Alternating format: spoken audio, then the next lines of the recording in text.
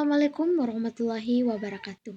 Perkenalkan, nama saya Marlinda dengan NIM 220220111, Program Studi Administrasi Publik, Fakultas Ilmu Sosial, Ilmu Politik, dan Humaniora. Nah, langsung saja, di sini saya akan memaparkan hasil studi lapang yang berada di Desa Kaliro dengan menganalisis kepemimpinan desa dengan pendekatan 5 fungsi pemerintahan.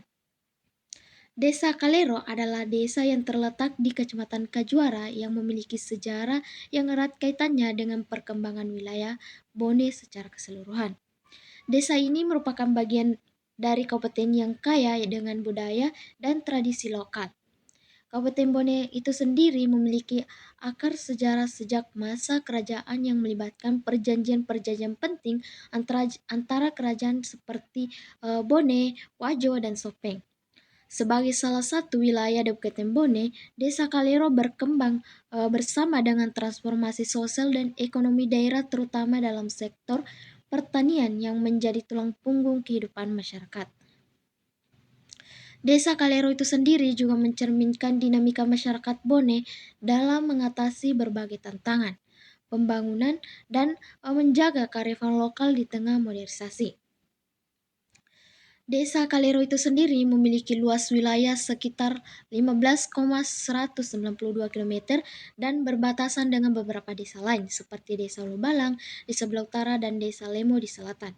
Desa Kalero terbagi menjadi 4 wilayah seperti Dusun Pasempeng, Bempesu, Bulu Lampono, dan Pura. Desa Kalero memiliki jumlah penduduk sekitar 3.760 jiwa dengan 1.380 jiwa laki-laki dan 1.321 perempuan. Berbagai bagian wilayah administrasi Kabupaten Bone, kepemimpinan kepala desa memainkan peran sentral dalam menentukan keberhasilan pembangunan dan pelayanan publik di tingkat lokal. Di Desa Kalero itu sendiri, kepala desa bertanggung jawab sebagai pemimpin dan pengelola pemerintah desa yang meliputi penyusunan rencana pembangunan jangka menengah dan tahunan atau RPJMDes dan RKPDes. Pemberdayaan perangkat desa itu mendukung implementasi pemerintah serta pengawasan terhadap penggunaan anggaran desa, termasuk dana desa, yang meliputi penerapan 5 fungsi utama pemerintah yaitu perencanaan, pengorganisasian, pelaksanaan, pengawasan, dan evaluasi. Fungsi ini menjadi kerangka penting dalam utama mendukung tercapainya visi pembangunan desa yang inklusif dan berkelanjutan. Kepala Desa Kalero itu sendiri dihadapkan pada beberapa tantangan yang meliputi pengelolaan sumber daya, pelanggan partisipasi masyarakat, dan pelaksanaan program-program pembangunan. Dalam rangka melaksanakan tugasnya, kepala desa tidak hanya bertindak sebagai administrator, tetapi juga sebagai investor yang mampu membawa desa menjadi desa yang maju dan mandiri. Adapun tujuan dengan pendekatan 5 fungsi pemerintahan, kepala desa Kalero diharapkan mampu merencanakan program pembangunan desa yang sesuai dengan kebutuhan masyarakat, serta mengorganisasi perangkat desa dalam masyarakat untuk berkontribusi dalam pembangunan yang melaksanakan program yang telah direncanakan dengan efisien dan akuntabel dalam mengawasi pelaksanaan program untuk memastikan hasil yang optimal dan juga mengevaluasi keberhasilan program guna menyusun rencana ke depan yang lebih baik. Adapun tinjauan literatur. Tinjauan literatur sangat dibutuhkan dalam menyelesaikan suatu penelitian karena literatur adalah bahan untuk memperbandingan dan sebagai bentuk pedoman pengembangan penelitian yang akan dilakukan dari penelitian sebelumnya. Adapun tinjauan literatur yang berkaitan dengan rencana penelitian ini yaitu kepemimpinan kepala desa yang sangat strategis dalam konteks tata kelola. Kepala desa adalah figur sentral yang bertanggung jawab menjalankan fungsi pemerintahan dalam lingkup kecil yaitu desa. Pendekatan 5 fungsi pemerintahan yaitu perencanaan, pengorganisasian, pelaksanaan, pengawasan, dan evaluasi, memberikan kerangka kerja yang jelas untuk menganalisis kepemimpinan kepala desa. Terkait dengan kepemimpinan, menurut Wajiwoso 2002, kepemimpinan adalah kemampuan seseorang untuk mengarahkan, memengaruhi, dan menggerakkan orang lain dalam upaya mencapai tujuan bersama. Dalam konteks kepala desa, kepemimpinan harus mampu menerjemahkan aspirasi masyarakat menjadi kebijakan yang operasional dan memastikan kolaborasi antara perangkat desa, masyarakat, dan lembaga desa seperti BPD. Kepemimpinan menurut Johan 1996 didefinisikan sebagai pengaruh agar pribadi individu mengusahakan pencapaian tujuan organisasi di atas tujuan yang lain dalam konteks organisasional. 5 fungsi pemerintahan sebagai kerangka kerja pendekatan ini berasal dari teori manajemen yang dikembangkan oleh Henry Fayol dan relevan dalam tata kelola pemerintahan desa. Yang pertama, perencanaan atau planning. Menurut Robis dan Carter, menjelaskan bahwa perencanaan adalah langkah awal yang strategis dalam menentukan tujuan dan cara mencapainya. Dalam konteks pemerintahan desa, mencangkup penyusunan dokumen seperti RJPDS dan RKPDS. Perencanaan yang baik memastikan program pembangunan berfokus pada infrastruktur kesejahteraan sosial dan ekonomi lokal. Menurut Mistek 1994 menyatakan bahwa perencanaan yang baik harus mampu menyelesaikan visi dan tujuan jangka panjang yang kondisi dan kebutuhan yang ada. Dalam konteks desa, berarti kepala desa perlu merancang pembangunan yang relevan dengan karakteristik dan potensi desa serta memperhatikan partisipasi masyarakat. Yang kedua, pengorganisasian atau organizing. Menurut Stoner 1996, pengorganisasian adalah proses pengaturan sumber daya manusia dan materi untuk mencapai tujuan organisasi. Kepala desa Kalero harus mampu membagi tugas secara efektif di antara perangkat desa dan lembaga lainnya.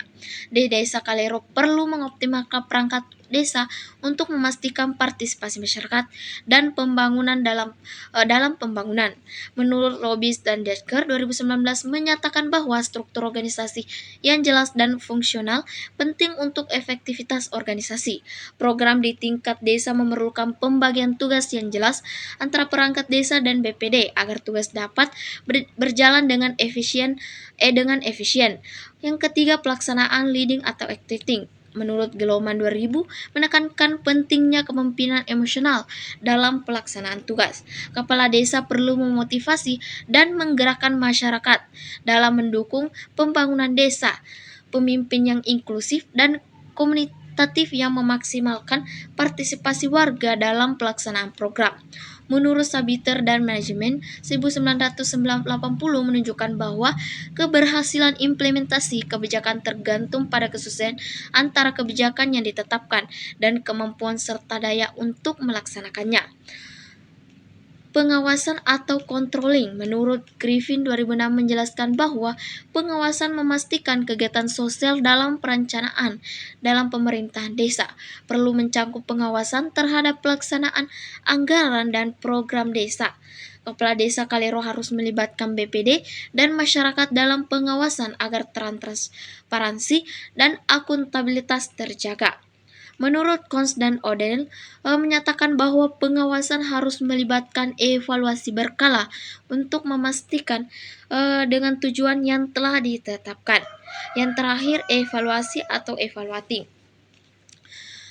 Untuk mengukur keberhasilan dan memperbaiki strategi dalam pemerintahan desa, evaluasi dilakukan melalui musyawarah desa dan pelaporan kerja. Evaluasi program di Kalero membantu menentukan prioritas pembangunan berikutnya berdasarkan keberhasilan dan tantangan. Menurut Paton 2008 menyatakan bahwa evaluasi program harus melibatkan semua pemangku kepentingan dan fokus pada pencapaian hasil yang lebih ditetapkan. Selanjutnya, analisis masalah. Yang pertama, perencanaan atau planning. Fungsi planning atau perencanaan adalah langkah awal yang sangat penting dalam melaksanakan pemerintahan desa. Proses ini melibatkan penyusunan visi, misi, strategis, dan program kerja yang berdasarkan kebutuhan dan potensi desa. Dengan minimnya partisipasi masyarakat dalam proses penyusunan dokumen perencanaan seperti Rencana Pembangunan Jangka Menengah Desa atau RJPDS dan Rencana Kerja Pemerintah Desa atau RKPDS, tidak melibatkan seluruh elemen masyarakat secara optimal, dengan data yang tidak akurat sehingga tidak tersedianya data terkini mengenai potensi dan kebutuhan masyarakat di desa, menyebabkan perencanaan sering tidak relevan dengan kebutuhan nyata. Kurangnya fokus panjang dalam program yang direncanakan, lebih banyak berorientasi pada kebutuhan mendesak atau jangka pendek seperti pembangunan fisik dan kurangnya memperhatikan aspek pemberdayaan masyarakat. Kepala Desa Kaleru Muhammad Darmais menunjukkan komitmen dalam perencanaan pembangunan desa terutama dalam infrastruktur.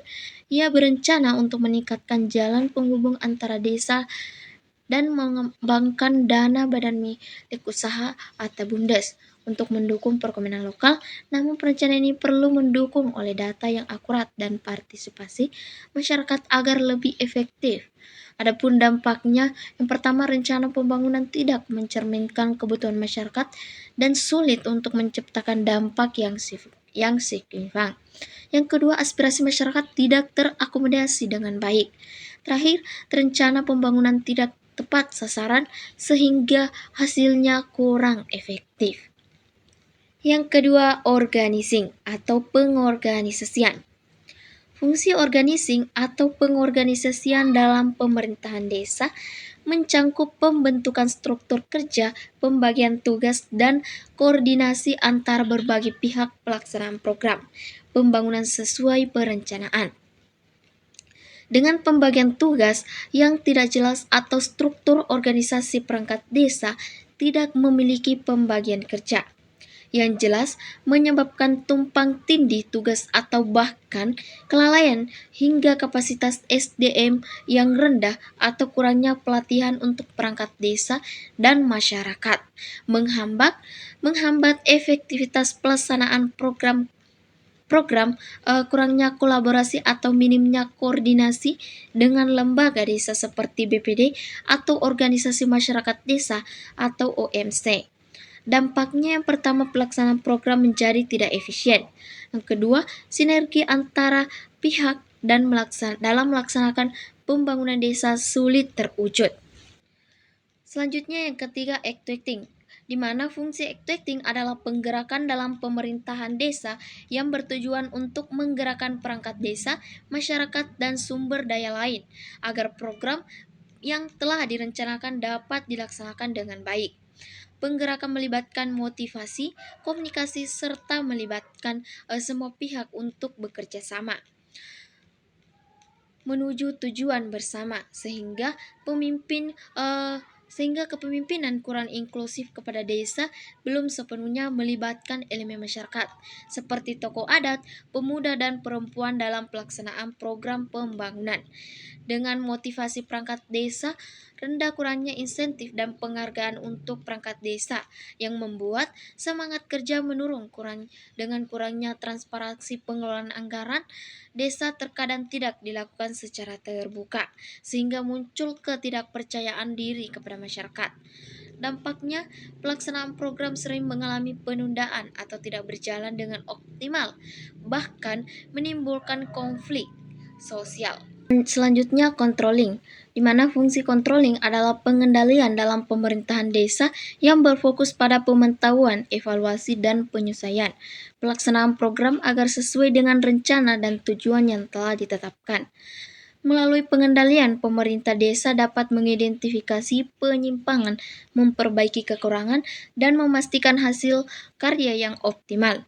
Dengan minimnya pengawasan internal, sehingga adanya mekanisme kontrol yang jelas dari kepala desa terhadap perangkat desa yang pelaksanaan program serta kurangnya partisipasi masyarakat, pengawasan hanya dilakukan oleh pihak tertentu tanpa melibatkan masyarakat secara luas. Keterbatasan kapasitas pengawasan BPD atau lembaga lain di desa tidak memiliki kemampuan atau sumber daya yang cukup melakukan pengawasan secara efektif. Adapun dampaknya, pelaksanaan program sering tidak sesuai dengan rencana, berisiko menjadi penyimpangan anggaran, dan hasil program tidak memenuhi harapan. Ya, dan yang terakhir, evaluating. Fungsi evaluating atau evaluasi merupakan tahapan akhir dalam proses pemerintahan yang bertujuan menilai hasil pelaksanaan program atau kebijakan yang telah dilakukan. Evaluasi mencangkup analisis keberhasilan, kendala, dan dampak sehingga masyarakat dapat dijadikan acuan untuk perbaikan ke depan. Dengan kurangnya pelaporan hasil evaluasi, program tidak dilakukan secara berkala dan transparan, sehingga masyarakat mengetahui pencapaian dan kendala yang ada, serta minimnya tindak lanjut dari masalah yang ditemukan dalam evaluasi, tidak dijadikan dasar untuk perbaikan program ke depan.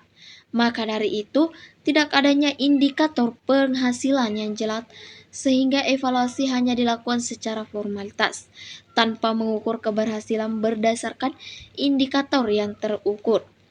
Dampaknya, kegagalan program cenderung terulang dan rencana pembangunan selanjutnya tidak berdasarkan analisis kebutuhan atau hasil.